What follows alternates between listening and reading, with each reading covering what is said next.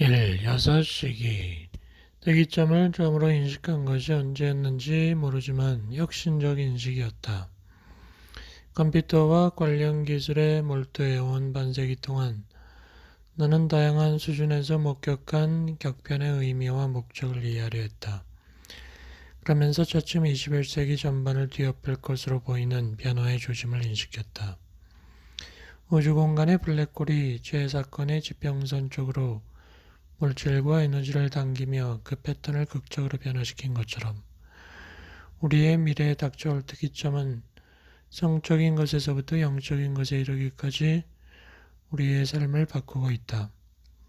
특이점이란 미래의 기술 변화의 속도가 매우 빨라지고 영향이 깊어서 인간의 생활이 되돌릴 수 없도록 변화되는 시기이다. 비즈니스 모델로부터 인간 수명에 이르기까지 우리가 삶의 의미를 부여하기 위해 사용하는 개념들의 변화가 일어날 것이다. 특이점을 이해하게 되면 과거의 의미와 미래에 다가올 것들에 대한 시각이 바뀐다. 나는 왜 많은 사람들이 수학 가속의 법칙이라는 현상의 결과를 쉽게 받아들이지 못하는지 알고 있다. 나만 해도 그것을 이해하는 데 40년이 걸렸다.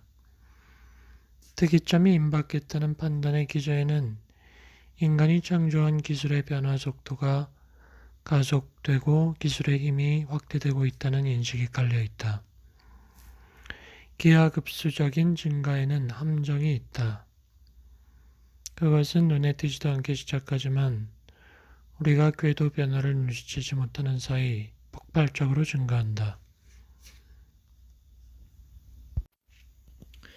특이점을 통해 우리는 생물학적 몸과 뇌의 한계를 극복할 것이다.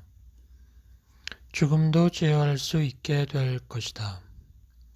사고 영역이 확장될 것이다. 우리는 지금 변화의 초기 단계에 있다. 기술 정보 발전과 패러다임 전환 속도,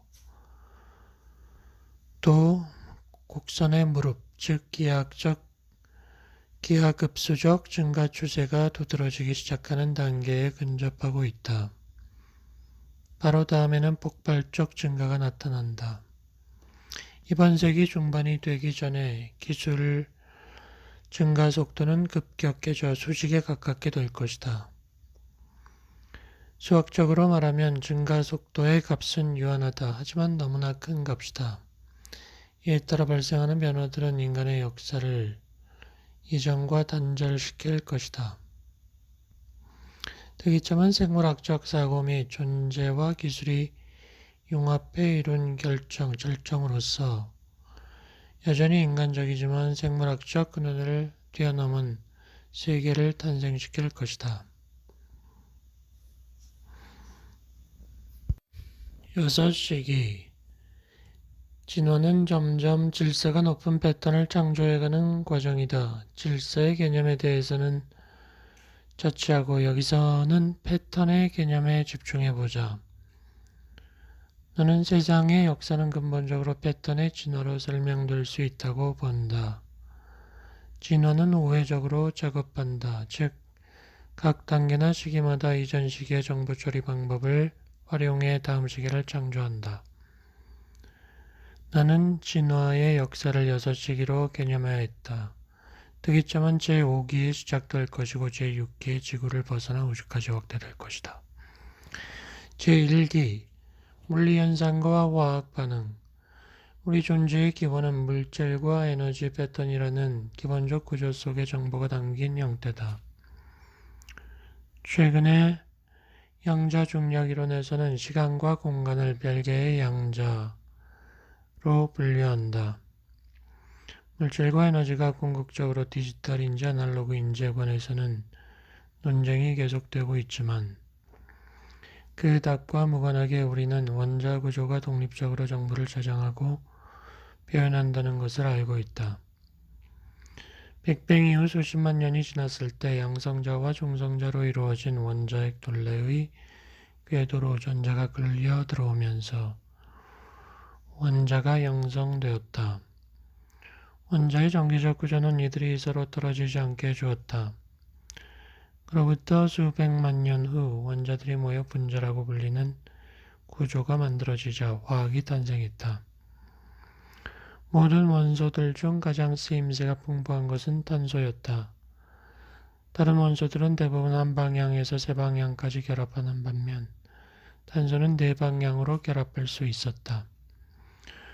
우리 우주의 법칙들 그리고 기본적인 힘들의 상호작용을 지배하는 물리상수들의 균형은 어찌나 섬세하며 정보의 체계화와 진화에 잘 맞는지 전혀 있을 법하지 않은 이런 상황이 어떻게 생기게 되었는지 이상할 정도다. 누군가는 신의 손을 떠올리고 누군가는 우리의 손을 즉 우리의 진화를 가능하게 한 우주 안에서만 이러한 질문을 할 수 있다고 주장하는 인류 원리를 생각한다. 다중우주에 관한 최근 이론에 따르면 주기적으로 고유한 법칙을 가진 새로운 우주들이 창조되지만 대부분 사라지거나 흥미로운 패턴의 진화 없이 유지된다고 한다. 이 우주들의 법칙은 점점 더 복잡한 형태의 진화를 견디지 못하기 때문이다.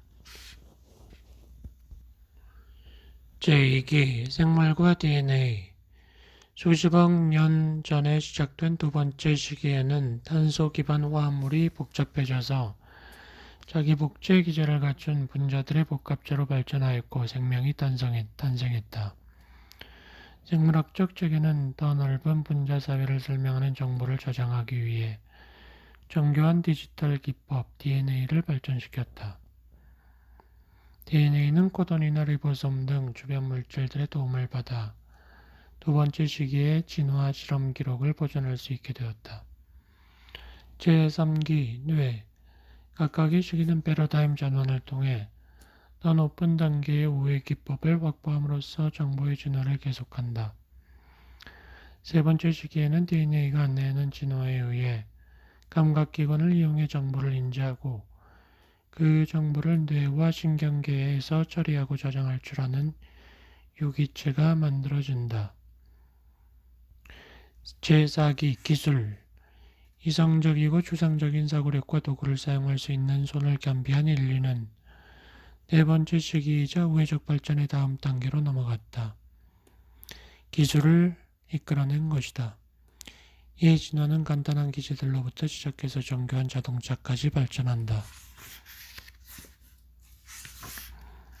제5기 기술과 인간지능의 융합 몇십 년 안에 특이점과 함께 다섯 번째 시기가 도래할 것이다. 우리 뇌에 축적된 광대한 지식이 더 크고 빠른 속도, 지식 공유 능력을 갖춘 기술과 융합하면서 시작될 것이다. 이 시기의 인간-기계 문명은 연결이 100개 조에 불과해서 처리 속도가 느린 인간 뇌의 한계를 초월할 것이다. 특이점과 더불어 우리는 오랜 문제들을 극복하고 창조성을 확대하게 될 것이다. 생물학적 진화의 뿌리 깊은 한계를 극복할 것이다. 제6기 우주가 깨어난다. 이 주제에 관해서는 6장의 한 단락에서 볼 것이다. 특이점 이후 생물학적으로는 인간의 뇌에서 유래하고 기술적으로는 인간의 창의력에서 유래한 지능이 온 물질과 에너지에 스며들 것이다. 지능은 물질과 에너지를 재편하여 최적의 연산 수준을 달성해가면서 지구로부터 먼 우주까지 뻗어갈 것이다. 우리는 현재 빛의 속도가 정보 전달 속도의 한계라고 알고 있다. 이 제약을 뛰어넘는다 해도 초광석을 활용할 수 있을 것이다. 우리 문명의 창조성과 지능을 얼마나 빨리 우주에 불어넣을 수 있는가는 광석을 넘어설 수 있는가 없는가에 달려있다. 멍청한 물질과 우주의 기제들은 결국 장엄한 지능으로 바뀌어 빛나게 될 것이다. 이로써 정보 패턴의 진화에서 6번째 시기가 완성될 것이다. 이것이 특이점과 우주의 궁극적 운명이다. 2. 기술 진화 이론, 수학 가속의 법칙. 기술의 지속적인 가속은 수학 가속의 법칙의 필연적 결과이다. 수학 가속의 법칙이란 진화 과정이 가속적이라는 현상, 그 산물 또한 기하급수적으로 증가한다는 현상을 나타내기 위해 내가 만든 말이다. 진화 과정의 산물에는 연산 같은 정보 관련 기술들이 포함된다. 이런 기술들의 발전 속도는 무어의 법칙이 예상하는 바를 넘어설 정도로 빨라지고 있다. 질서의 속성, 패러다임 전환의 속도가 얼마나 가속적인지 보여주는 그래프를 보았는데, 빅뱅에서 인터넷에 이르기까지 생물학적 및 기술적 진화의 주요 사건으로 꼽을 만한 것들을 도식화한 그래프들이다. 무엇이 주요 사건인지 판단하는 기준은 목록 작성자들마다 달랐다. 그들이 어떤 기준에 따라 사건들을 선택했는지 알아보는 것도 의미가 있을 것이다. 복잡성의 개념은 복잡하다. 우선 복잡성이란 어떤 과정을 표현하는 데 필요한 최소한의 정보량이다. 어떤 시스템에 대한 설계 내용을 100만 비트 크기의 데이터 파일로 기술할 수 있다고 하자 이 설계의 복잡성은 100만 비트라 할 수 있다. 그런데 이 100만 비트는 1000비트짜리 패턴이 1000번 반복된 것이라 하자 반복되는 부분을 찾아 제거하면 전체 설계를 1000배 압축할 수 있다. 즉 1000비트로 표현할 수 있다. 대부분의 데이터 압축 기술은 이처럼 정보에 있는 중복을 찾아내는 방법을 사용한다. 그러나 데이터 파일을 이미 이렇게 압축했다 해도 더 압축할 수 있는 방법이 있을 것이다. 3. 인간 뇌 수준의 연산 용량 만들기. 연산 기술의 6번째 패러다임, 3차원 분자 연산을 비롯하여 떠오르는 신기술들. 1965년 일렉트로닉스의 실링글에서 고든 무어는 이렇게 말했다. 집적 전자공학의 미래가 곧 전자공학의 미래다. 집적 기술은 전자공학의 융성을 가져올 것이고 이 과학이 수많은 새로운 영역으로 번지게 할 것이다.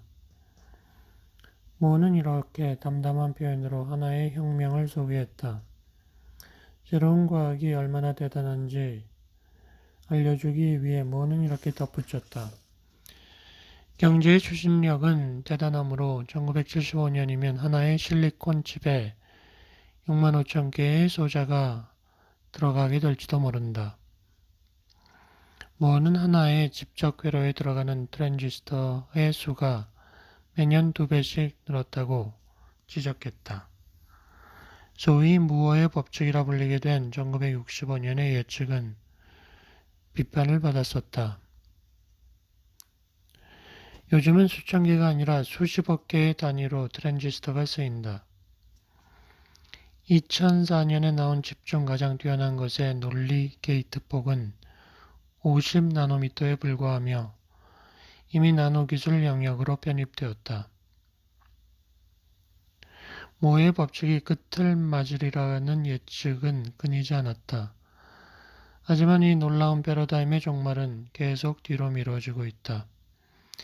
인텔사의 기술 책임자이자 국제 반도체 기술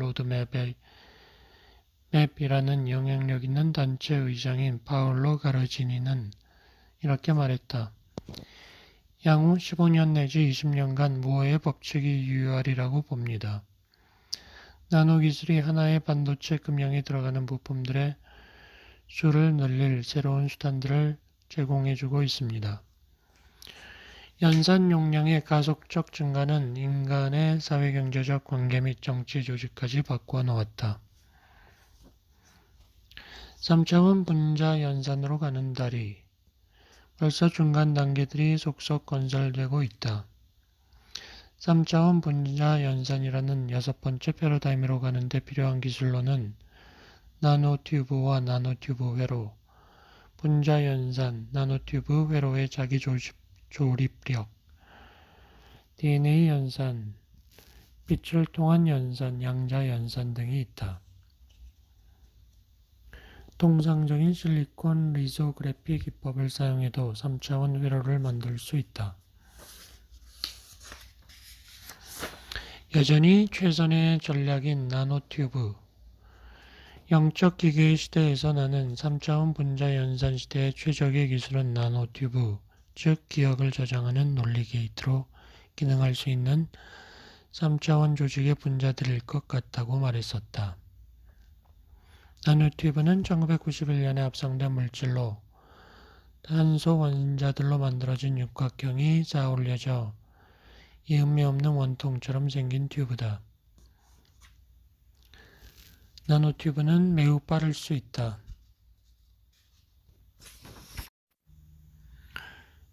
인간지능 수준의 소프트웨어 만들기. 어떻게 뇌를 역분석할 것인가? 뇌의 역분석에 대한 개요. 속도, 정확성, 기억 공유 능력이 뛰어난 컴퓨터에다 인간 수준 지능을 결합시킬 수 있다면 그보다 막강한 것은 없을 것이다. 하지만 현재까지 진행된 인공지능 연구들은 뇌 기능을 모방한 공학기법을 사용하지 않았다.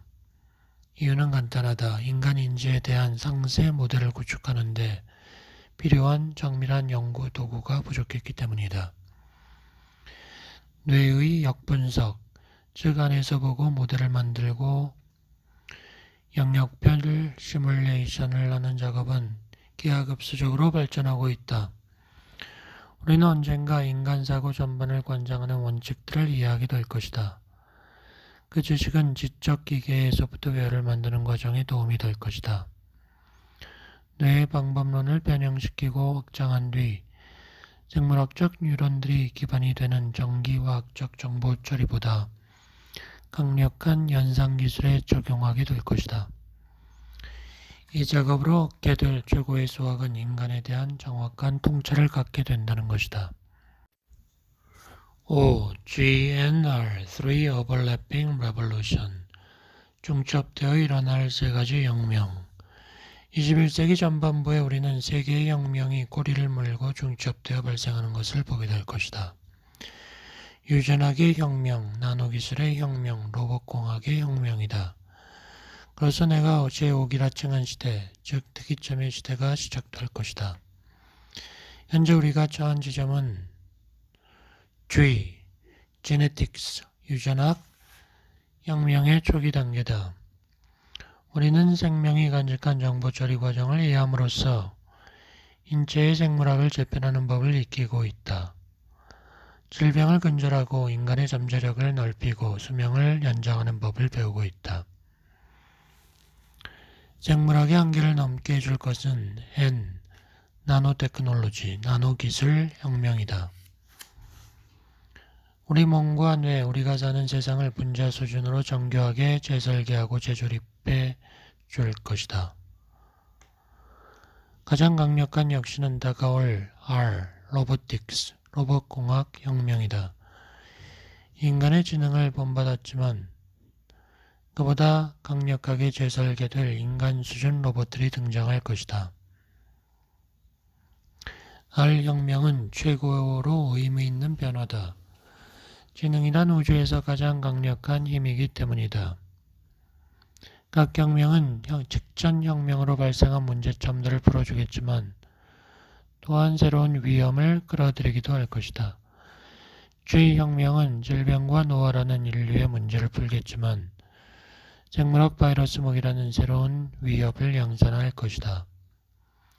N혁명이 충분히 발전하면 생물학적 사고에 대한 대비를 갖출 수 있겠지만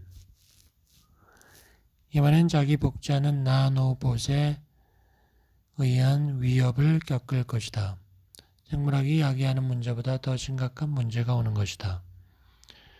그런 사고에 대비하려면 혁명을 충분히 발전시키는 수밖에 없다.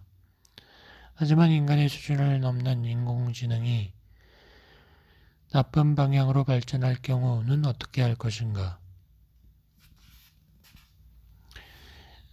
GNR이라는 세 가지 일련의 혁명들이 어떻게 특이점의 시대와 연관되는지 알아봐야 한다. 6. The impact, 영향들. 일단 비생물학적 지능이 우위를 점하게 되면 인간이 경험한다는 것의 의미는 어떻게 바뀔까? 강력한 AI와 나노기술로 우리가 상상하는 어떤 상품, 어떤 환경이라도 마음대로 만들 수 있게 되면 인간-기계 문명은 어떻게 될까? 특이점이 오면 우리는 인간의 삶이란 무엇인지 다시 생각해 봐야 할 것이고 각종 조직들을 재편해야 할 것이다. GNR 혁명들이 서로 얽혀 일어나면 우리 연약한 버전 1.0 육체는 보다 내구성 있는 2.0 버전으로 바뀔 것이다. 나노봇 수십억 개가 몸과 뇌의 혈류를 타고 흐르며 병원체를 물리치고 DNA 오리를 수정하고 독소를 제거하는 등 육체적 건강을 향상시키기 위한 임무를 수행할 것이다. 뇌에 퍼진 나노봇들은 기존의 생물학적 이론과 상호작용할 것이다. 오감으로 완전 몰입형 가상현실을 체험하게 해줄 것이다. 전쟁은 나노봇을 활용한 무기로 치러질 것이며 가상 무기들도 확산된다. 학습은 일단 온라인을 통해 이루어지겠으나 뇌 자체를 온라인에 접속할 수 있게 되면 곧바로 새로운 지식과 기술을 다운로드 받게 될 것이다. 지구상의 지능은 줄곧 기하급수적 확장을 거듭하여 결국에는 지능적 연산을 뒷받침할 물질과 에너지가 모자라는 순간에 다다를 것이다. 그렇게 우리 은하의 에너지를 모두 소모하고 나면 인간 문명의 지능은 가능한 최고의 속도로 더 먼 우주를 향해 날아갈 것이다. 최고의 속도란 광석이어야 한다는 게 현재의 이론이지만 이것도 극복될 수 있을 것이다. 7. 22. I'm Singularitarian. 나는 특이점주의자입니다. 특이점이 무엇인지 이해하고 그 의미를 자기의 삶에 반추하는 사람을 특이점주의자라고 부르자. 나는 수십 년간 특이점에 대해 생각해왔다. 언젠가 끝을 볼 수 있는 생각이 아니라는 점은 말할 필요도 없다. 나는 10대이던 1960년대에 인간의 사고활동과 연산기술의 관계에 대해 관심을 가졌다. 1970년대에는 기술 발전의 가속에 대해 연구하기 시작했으며 80년대 말에는 그 주제로 책을 썼다. 조지 길더는 내 과학적 철학적 견해를 가리켜 전통적 종교적 신념의 대상에 믿음을 잃어버린 사람들이 택할 만한 대체 신념이라고 평했다. 하지만 나는 통상의 신앙에 대한 대체물을 찾다가 이런 시각을 발견한 것이 아니다. 처음 나는 기술의 트렌드를 이해하기 위해 이런 생각을 시작했다. 특이점주의자로 자처하는 것은 외로운 경험이었다. 주변 사람들이 대부분 내게 공감하지 않았다. 사상가라고 하는 사람들도 내 견해에 대해 별로였다.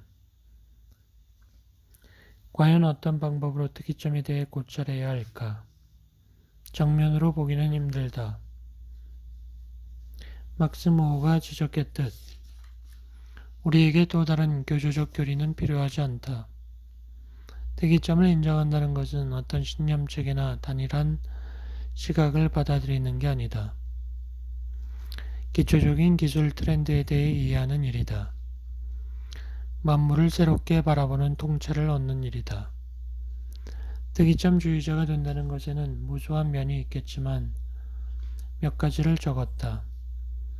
우리는 거의 영원이라고 해도 좋을 정도로 오래 살 수 있는 방법을 이미 알고 있다.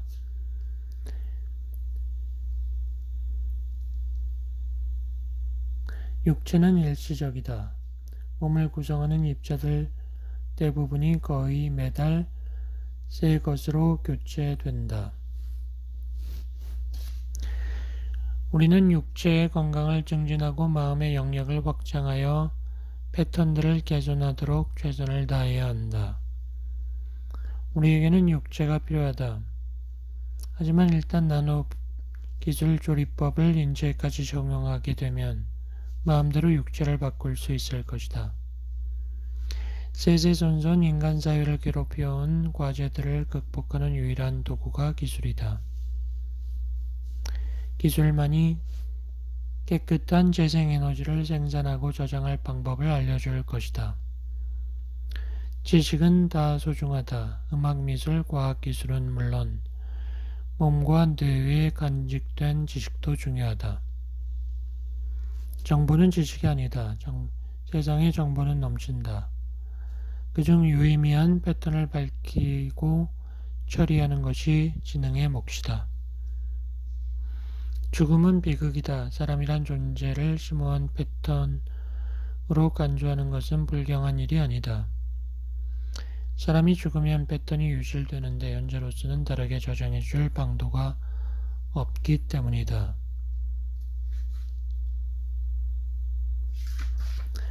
기존 종교들의 주요한 역할 중 하나는 죽음을 합리화하는 것이다. 내가 볼 때 삶의 목적은 끝없이 지식을 창조하고 감상하는 것이다. 더욱 훌륭한 질서를 만들어가는 것이다. 우주의 목적은 우리 삶의 존재 목적과 같다. 좀 더 뛰어난 지능과 지식으로 나아가는 것이다. 인류의 지능과 기술은 우주적으로 확장해가는 지능의 첨단에 있다. 우리는 이미 티핑 포인트를 넘었으므로 자기 복제력을 갖춘 비생물학적 지능들을 동원하여 지능을 태양계 전반에 펼칠 준비를 이번 세기 안에 갖출 수 있다. 좋은 발상이란 지능의 현실태인 동시에 산물이다. 어떤 문제든 문제를 해결할 발상이 존재한다. 풀 수 없는 문제란 제대로 공식화하지 못하는 문제이다. 가속적으로 발전하는 기술은 우리에게 엄청나게 유용한 도구로 작용할 것이다.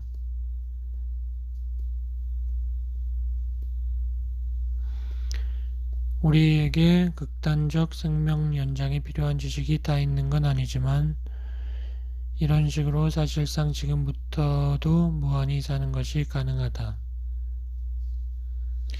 철학자 막스 모어가 말하는 인류의 목표는 인간이 추구하는 가치들에 맞는 방향으로 과학기술을 조정하여 초월을 이루는 것이다. 모어는 인간은 동물과 초인 사이에 놓인 밧줄이요 심연 위로 걸쳐진 밧줄이다 라고 했던 니체의 말을 인용한다. 모어는 또 특이점을 기대하다 보면 현재의 문제들을 해결하는 데 수동적일 수 있다고 지적한다.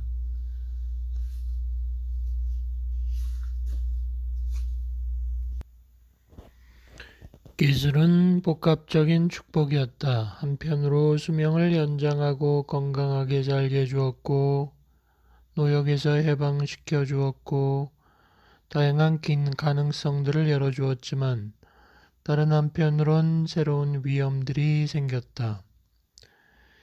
기술은 인간의 창조적 성품과 파괴적 성품 양쪽에 유용하다. 인류의 많은 구성원들이 역사를 점철했던 가난과 질병, 불행의 늪에서 탈출하는 경험을 했다. 오늘날에는 먹고 살기 위해서가 아니라 만족과 의미를 찾으며 일하는 사람도 많다. 웹은 저개발국 곳곳까지 파고들었으므로 곧 고품질 교육과 의학 지식이 많은 사람들에게 제공될 것이다. 문화, 예술, 기타 팽창하는 인류의 지식 기반을 전 세계가 공유할 수 있다.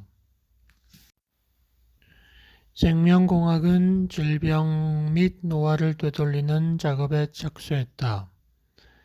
20-30년 후면 나노기술과 로봇공학이 보편화될 것이고 이로 인해 편익이 늘어날 것이다. 인류는 가상 환경에서 많은 시간을 보내게 될 것이고 진짜 사람이든 가상의 상대든 가상현실에서 만날 것이다. 나노기술은 물리계를 우리 욕구에 맞게 형성할 것이다. 가장 의미 깊은 편익은 생물학적 지능과 비생물학적 지능이 융합하리라는 것이다. 물론 비생물학적 지능이 우위를 점할 것이다. 인간을 규정하는 영역 자체가 넓어질 것이다.